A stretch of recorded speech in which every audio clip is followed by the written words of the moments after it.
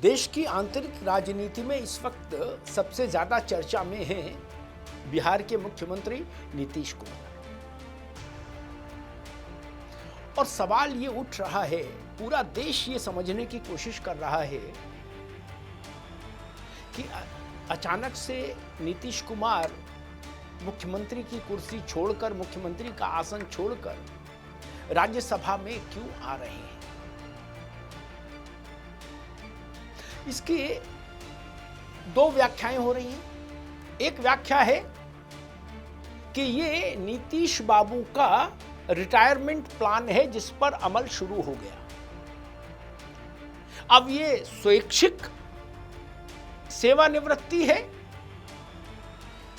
या अनिवार्य सेवानिवृत्ति है, ये अपने अपने ढंग से समीक्षा कर लीजिए। कुछ कह रहे हैं ये स्वैच्छिक सेवानिवृत्ति है और ज्यादातर कह रहे हैं ये अनिवार्य सेवानिवृत्ति है। लेकिन सेवानिवृत्ति है, रिटायरमेंट है नीतीश बाबू का। अब वो दिल्ली आ जाएंगे और राज्यसभा के सदस्य के नाते जो उनको एक बंगला अलॉट होगा उसमें अपना भोजन, बैठक और विश्राम करेंगे। सक्रिय राजनीति से उनकी भूमिका खत्म। और दूसरा तबका है राजनीतिक वर्ग में ही जो ये कह रहा है कि नहीं, नीतीश बाबू का रिटायरमेंट नहीं है ये दिल्ली आना, ये नीतीश कुमार की रिपोजिशनिंग है। यानी उन्होंने अपना गोल पोस्ट चेंज कर लिया, उन्होंने अपनी पोजीशन को फिर से रिडिफाइन करने का फैसला किया है। यह पक्ष कह रहा है कि नीतीश जी दिल्ली आएंगे तो वो केवल राज्यसभा के सदस्य नहीं रहेंगे, वो मोदी मंत्रिमंडल में भी जा सकते हैं सदस्य, एक बड़े सदस्य के रूप में। लेकिन उपराष्ट्रपति की जगह भी खाली नहीं है, अभी चुनाव हुआ है कुछ ही समय पहले, तो मंत्रिमंडल का ही विषय बनता है। और यही वर्ग ये भी एडवोकेसी कर रहा है, इस बात की भी वकालत कर रहा है कि नीतीश कुमार बिहार में अभी भी सबसे बड़ी हैसियत के आदमी बने रहेंगे एनडीए के भीतर। उसके पीछे कारण बता रहे हैं। वो लोग कह रहे हैं कि नीतीश कुमार के पास 12 लोकसभा के सदस्य भी हैं जिनके समर्थन से मोदी की तीसरे टर्म की सरकार बनी थी। हालांकि वो लोग ये भूल रहे हैं कि अब मोदी की सरकार का जो अंकगणित है उसमें नीतीश कुमार के 12 सदस्य अगर अलमाइनस भी कर दें, किसी कोई परिस्थिति बने भविष्य में और वो अलग हो जाएं, तब भी मोदी की सरकार बहुमत से पार खड़ी है। 290 लोकसभा सदस्यों का समर्थन हासिल है मोदी की सरकार को, और सरकार के लिए चाहिए 272, यानी 18 ज्यादा हैं। तो 12 अगर निकल भी जाएं नीतीश बाबू के, तो भी बहुमत से 6 सदस्य ज्यादा मोदी के पास रहेंगे लोकसभा।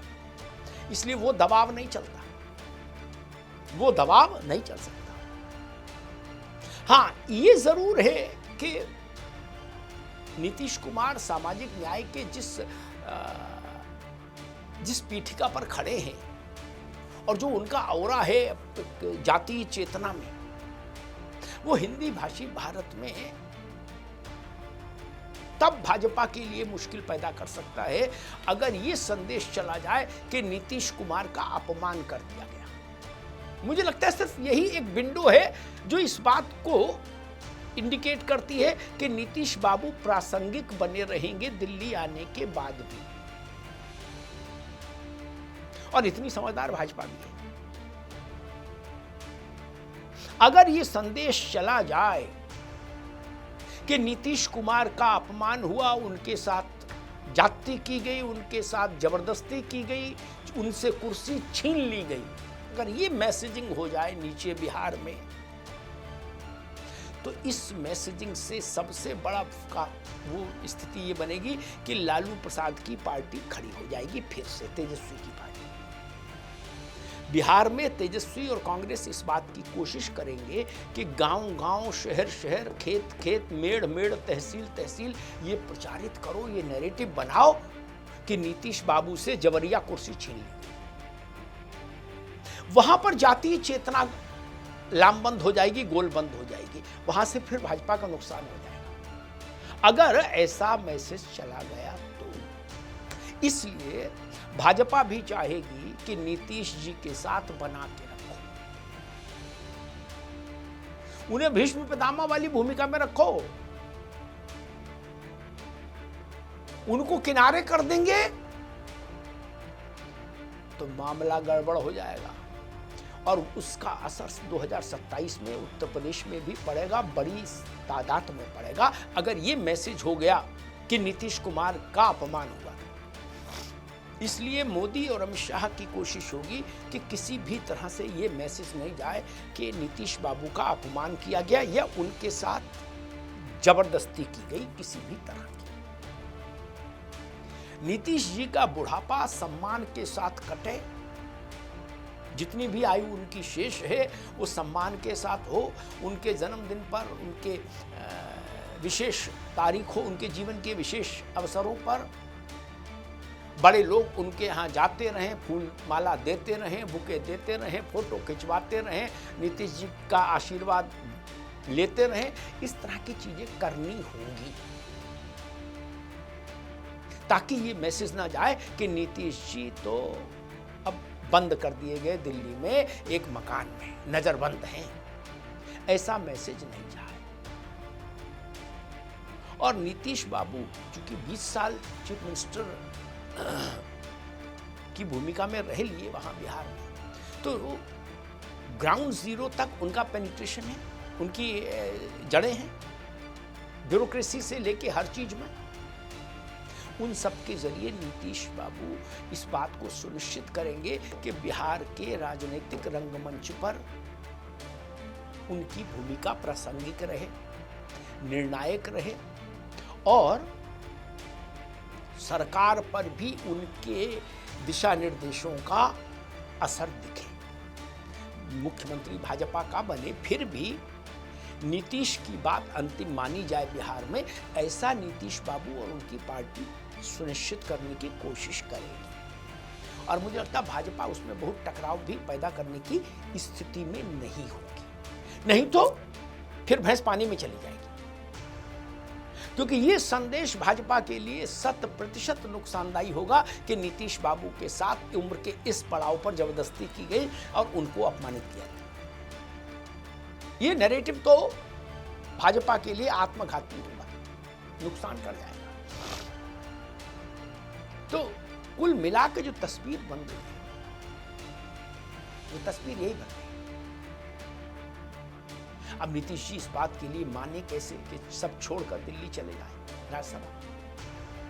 कुछ लोग कह रहे हैं बेटे के लिए, बेटे के भविष्य के लिए। मुझे लगता है बेटे का भविष्य तो सेकेंडरी चीज है। नीतीश जी के पास विकल्प भी नहीं था। बीजेपी ने उनसे कह दिया होगा कि Nitish ji enough is enough, अब आप राज्यसभा में जाइए और वहां मोदी जी के साथ चाय कॉफी पीजिए, अब पटना कम हो छोड़िए। और नीतीश जी सच्चाई को जानते हैं कि 25 सीटों वाली आरजेडी के साथ मिलकर अब कोई चमत्कार नहीं हो सकता। अन्यथा नीतीश जी भाजपा की बात काट देते, कहते नहीं जाएंगे राज्यसभा। वो ऐसा कर सकते थे, लेकिन अब वो स्थितियां नहीं है। वैकल्पिक सरकार अब नीतीश जी नहीं बना सकते। भाजपा जरूर नीतीश कुमार के बिना भी सरकार बना सकती है, उसके पास वो मैकेनिज्म है। मांझी, चिराग पासवान, उपेंद्र कुशवाहा और भाजपा सबको जोड़ दीजिए तो 5-7 विधायक मेरे ख्याल से चाहिए है भाजपा को, वो वैसी व्यवस्था हो जाएगी। क्योंकि भाजपा के साथ भविष्य दिखता है विधायकों को। लेकिन नीतीश जी ऐसी कलाबाजी अब नहीं कर सकते। तो शायद इस प्राइमरी कारण से उन्होंने इस बात को स्वीकार किया होगा कि चलो पटना न सही दिल्ली रहेंगे। फिर इस स्वीकार करने के बाद एक कॉम्बो डील ऑफर के तहत शायद ये भी तय हो गया हो कि मेरे बाद पटना में मेरे बेटे की भूमिका बड़ी रहे, क्योंकि नीतीश जी चाहेंगे कि उनकी पार्टी जिंदा रहे, उनकी पार्टी चलती रहे और बिहार की राजनीति त्रिकोणीय रहे। ऐसा नहीं हो कि द्विध्रुवीय हो जाए बिहार की राजनीति, भाजपा और लालू यादव। ऐसा नहीं चाहेंगे नीतीश कुमार। वो चाहेंगे कि उनकी पार्टी बीच में खड़ी रहे, एक तरफ भाजपा दूसरी तरफ आरजेडी, बीच में जेडीयू खड़ी रहे, तभी वो प्रासंगिक रहेगी। अगर लड़ाई लालू वर्सेज भाजपा या भाजपा वर्सेज लालू हो गई तो नीतीश कुमार और उनकी पार्टी इतिहास के पुस्तकालय में चली जाएगी। फिर बच्चे उसकी कहानियां पढ़ेंगे, उसकी प्रासंगिकता समाप्त हो जाएगी। तो शायद नीतीश जी दिल्ली बैठकर ये भी सुनिश्चित करेंगे। हालांकि अभी समय है और बीजेपी के जो सूत्र हैं वो भी अभी कह रहे हैं कि बीजेपी किसी भी तरह की जल्दबाजी दिखाने के पक्ष में नहीं। बीजेपी के एक बहुत बड़े नेता ने कहा कि सहज पके सो मीठा हो, और हंसते हुए उन्होंने कहा कि हम चाहते हैं बिहार में जो कुछ हो वो मीठा हो, तो सहज रूप से पकने दीजिए। अभी 10 अप्रैल तक टाइम पड़ा हुआ है। नीतीश जी का राज्यसभा का कार्यकाल 10 अप्रैल से शुरू होगा। अभी 1 महीने से ज़्यादा का समय है इसी सब सत्ता हस्तांतरण और पीढ़ी परिवर्तन के काम को अंजाम देने के लिए। 35 दिन अभी हैं भाजपा के पास, जनता दल यूनाइटेड के पास, नीतीश जी के पास, अमित शाह के पास। और राजनीति में 30-35 दिन का समय बहुत बड़ा समय माना जाता है, वरना राजनीति तो कुछ घंटों में फैसला कर लेती है, यहाँ तो कई हफ्ते हैं। इसलिए बीजेपी की कोशिश है कि जो कुछ हो उसका मैसेज ये जाए कि नीतीश जी की सहमति से, नीतीश जी की आशीर्वाद से ही हो रहा है जो कुछ हो रहा है, इसमें कहीं जोर जबरदस्ती शामिल नहीं है।